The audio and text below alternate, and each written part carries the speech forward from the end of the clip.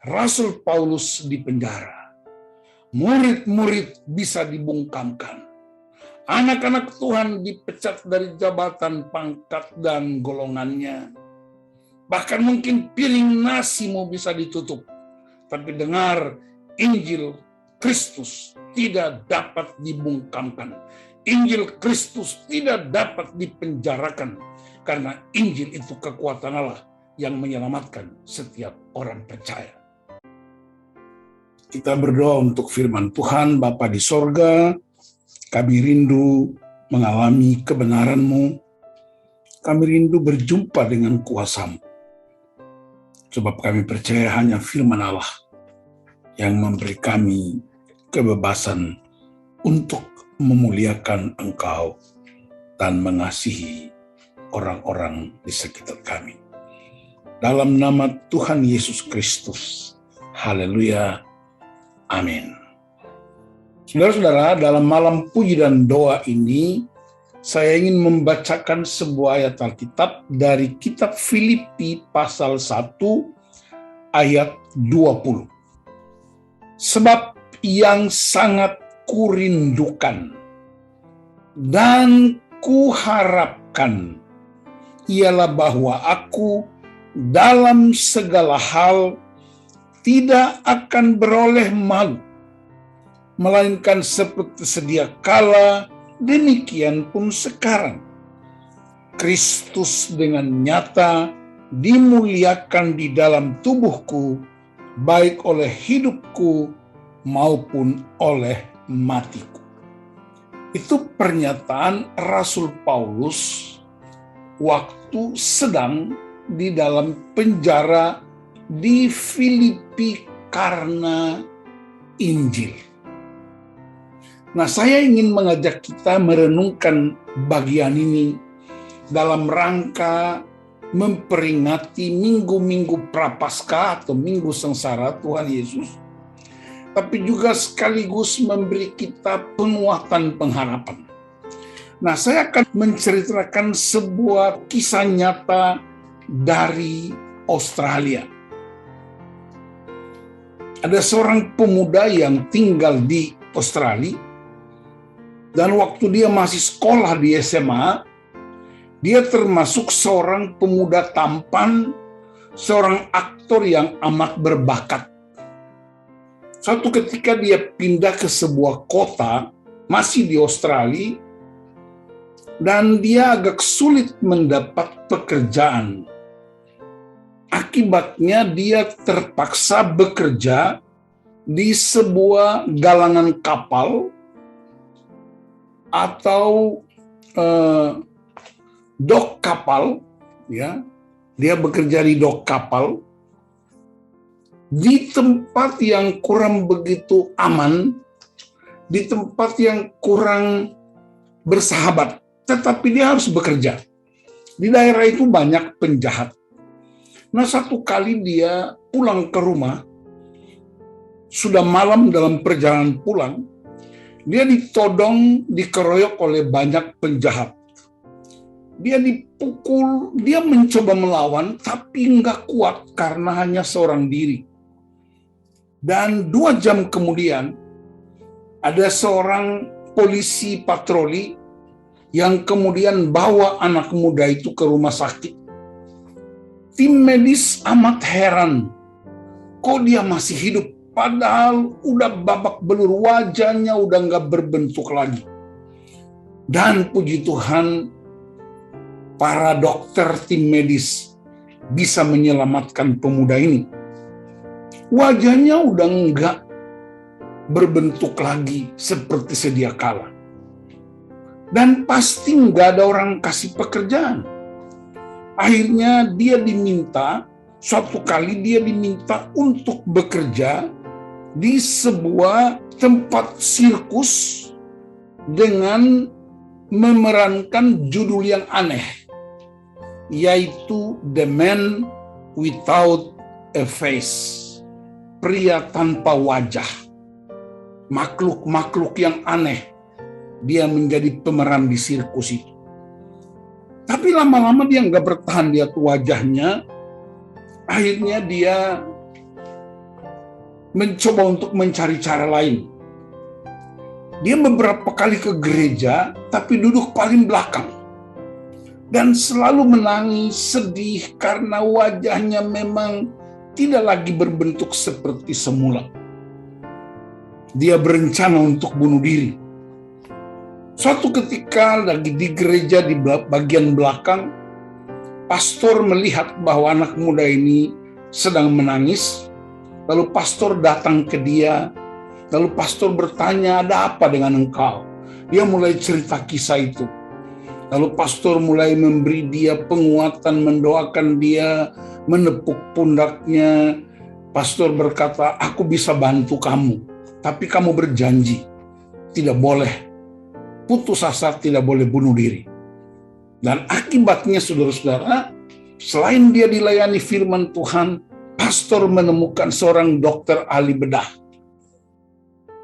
Lalu gereja menolong anak muda ini. Dia dioperasi plastik dan hasilnya sangat spektakuler. Wajahnya kembali seperti sedia kala.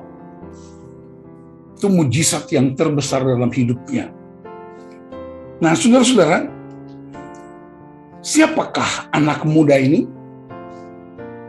Dia adalah aktor terkenal yang memerankan film-film yang terkenal di Hollywood.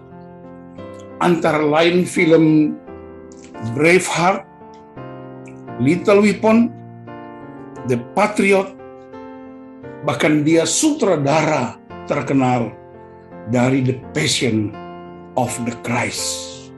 Pria itu bernama Mel Gibson. Itulah kisah nyata dari seorang Mel Gibson. Nah, saudara-saudara, sejumlah kisah di masyarakat modern bahwa segala sesuatu yang buruk bagi hidup kita, Tuhan bisa ubah menjadi kekuatan yang mengubah orang lain. Segala sesuatu yang kita pikirkan baik, tapi orang lain juga bisa menggunakan banyak cara untuk menghentikannya.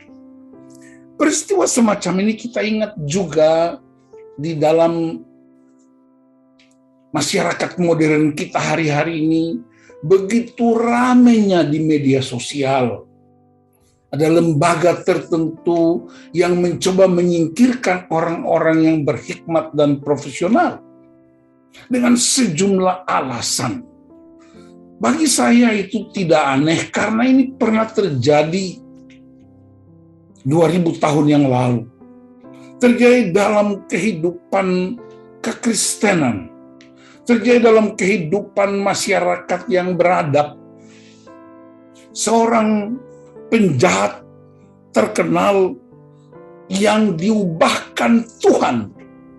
Dan kemudian dia berubah 180 derajat. Dia sama radikalnya. Ketika dia belum terima Yesus, amat radikal untuk menghancurkan kehidupan.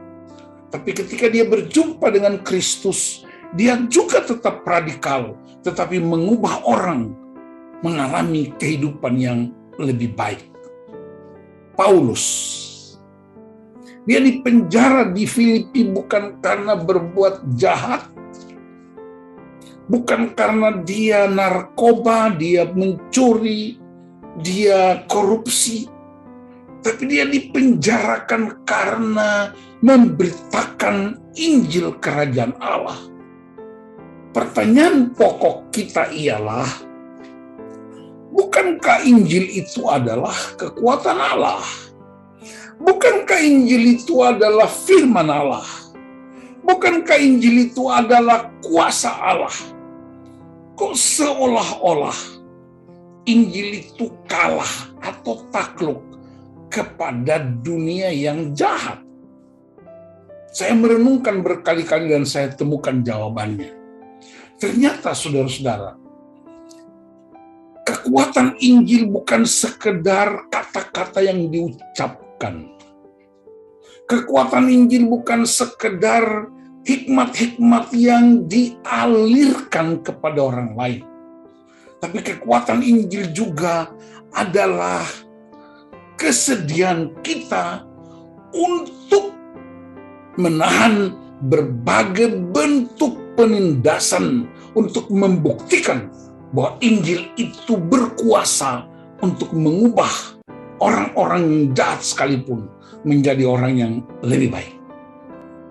Karena itu saudara-saudaraku, menjadi jawaban penting buat gereja.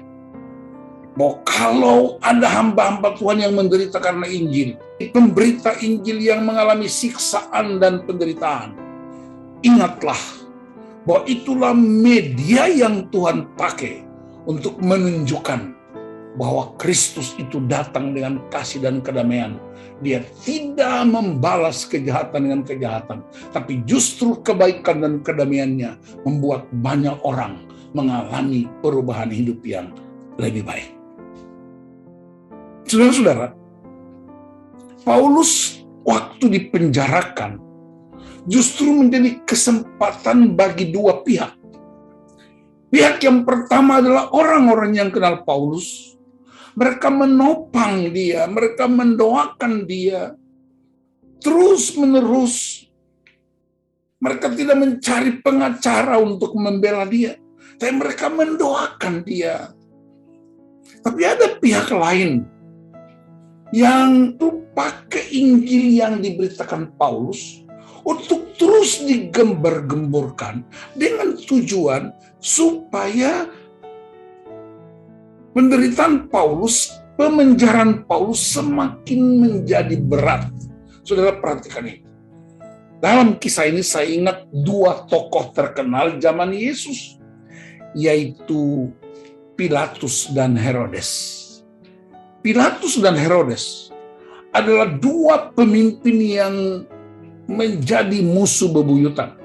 Mereka orang-orang yang tidak saling komunikasi, saling berusaha untuk menghancurkan. Tetapi ketika pria satu ini hadir, Yesus Kristus hadir, justru Pilatus dan Herodes bergabung untuk melawan Yesus. Ini yang disebut common enemy. Musuh dengan musuh berjumpa karena punya musuh bersama. Dan ini juga yang terjadi dalam masyarakat kekristenan di zaman Rasul Paulus. Perhatikan orang-orang yang memberitakan Injil untuk memungkinkan pemenjaraan Paulus semakin berat. Itu orang percaya, itu orang Kristen. Dari mana kita tahu orang Kristen? Karena mereka memberitakan Injil. Dengan tujuan untuk membuat Paulus semakin lama berada di penjara. Karena alasan pemenjaraan itu Injil yang diberitakan itu. Nah, dari situlah kita tahu respons seorang rasul. Respons seorang pemberita Injil. Paulus bilang kepada jemaat di Filipi, tidak mengapa. Ada orang yang memberitakan Injil dengan maksud palsu, dan mereka mengira beban pemenjaraanku akan semakin berat. Tetapi ada orang juga yang memberitakan Injil dengan kasih. Bagi dia, dua-duanya baik. Anda memberitakan Injil dengan maksud palsu, tidak penting buatku. Orang Papua bilang, epenkah? Emang pentingkah? Orang Jakarta bilang, emang gue pikirin. Yang penting ialah Kristus diberitakan. Dia tidak peduli dengan usaha-usaha orang untuk semakin memberatkan beban-beban di penjara. Dia tidak fokus dengan motivasi-motivasi orang untuk mendapatkan keuntungan dari pemenjaraan. Tapi dia fokus pada berita utama. Yang penting Injil diberitakan. Ini yang disebut right response. Berespons dengan benar. Itu sebabnya kemudian pada ayat 20 dia berkata, sebab bagiku hidup adalah Kristus, mati adalah sebuah keuntungan. Saudara-saudara, kita ingat ada sebuah istilah yang cukup terkenal dalam dunia politik, dalam dunia ekonomi, dalam dunia pergaulan yang sering disebut memancing di air keruh atau mengail di air keruh. Saya ini dibesarkan di sebuah desa yang penduduknya banyak mengurusi laut dan kebun. Di sebuah desa yang selalu urusannya ikan. Ikan dan ikan. Baik pada musim baik maupun musim tidak baik. Saya selalu dampingi ayah saya waktu masih kecil untuk pergi memancing atau menjala. Kalau cuaca buruk dan nggak kelihatan ikan di laut, itu Bapak menjala dengan menggunakan istilah menjala raba. Menjala raba artinya buang jala saja, yang kena-kena, yang tidak kena ya udah, karena nggak kelihatan. Tapi juga kenapa disebut mengail di air keruh? Kalau air itu keruh, karena ada ikan-ikan besar yang mencoba menangkap ikan-ikan kecil sehingga terjadi air yang keruh. Itu yang disebut mengail di air yang keruh. Selalu dapat ikan-ikan besar, karena disitulah ikan besar beraksi untuk menangkap ikan-ikan kecil, itu yang disebut air keruh. Nah, di tengah-tengah penderitaan Paulus karena Injil di penjara itulah orang-orang mencari keuntungan. Orang-orang mencoba untuk mendapatkan keuntungan. Keuntungannya bukan semata-mata soal uang, bukan semata-mata soal harta, tapi keuntungannya orang yang mereka tidak suka, yaitu Rasul Paulus, semakin berat penderitaan di penjara. Dan karena itu saudara-saudaraku, malam ini saya ingatkan kita, hanya karena Injil Kristus. Fokuslah pada Kristus. Fokuslah pada Injil Kerajaan Allah. Fokuslah pada mujizat-mujizat ilahi. Daripada kita mengurusi orang-orang yang memanfaatkan situasi keruh untuk mendapatkan keuntungan-keuntungan tertentu. Tadi pagi saya ditelepon oleh seseorang, minta diskusi tentang peristiwa yang sedang melanda dokter atau dokter terawan. Saya tidak membahasnya secara politis, tapi saya hanya bilang begini, burung rajawali atau elang jenis tertentu, kalau sedang terbang, biasanya burung gagak itu mengganggu dari belakang. Tetapi burung rajawali tidak pernah berbalik untuk mengusir burung-burung gagak. Tetapi cara membuat burung gagaknya tidak ganggu lagi ialah rajawalinya terbang semakin tinggi. Semakin tinggi rajawali terbang, burung gagak nggak bisa ikut. Karena batas terbang burung gagak itu paling setinggi rumah di kampung atau setinggi pohon saja. Dan karena rajawali semakin terbang tinggi, burung gagak nggak nyampe airnya, dia turun ke bawah untuk mengais sampah dan makan kotoran di tempat-tempat sampah. Saya hendak mengatakan bahwa itulah yang dialami oleh Rasul Paulus. Itu yang dialami oleh Dr. Terawan. Itu yang dialami oleh Mel Gibson. Bahkan mungkin di antara kita juga mengalami hal-hal yang sama. Terbang tinggi, semakin tinggi dan semakin tinggi. Dan kuasa untuk menghalanginya tidak sanggup untuk menjangkaunya. Mereka akan jatuh sendiri, turun dan terkapar dengan keadaan-keadaan yang tidak beradab. Masyarakat kita mesti menjadi masyarakat yang beradab. Gereja mesti menjadi gereja yang beradab. Dan keadaban kita terjadi ialah ketika kita menghormati kebenaran firman Allah. Kita menghormati prinsip-prinsip ilahi.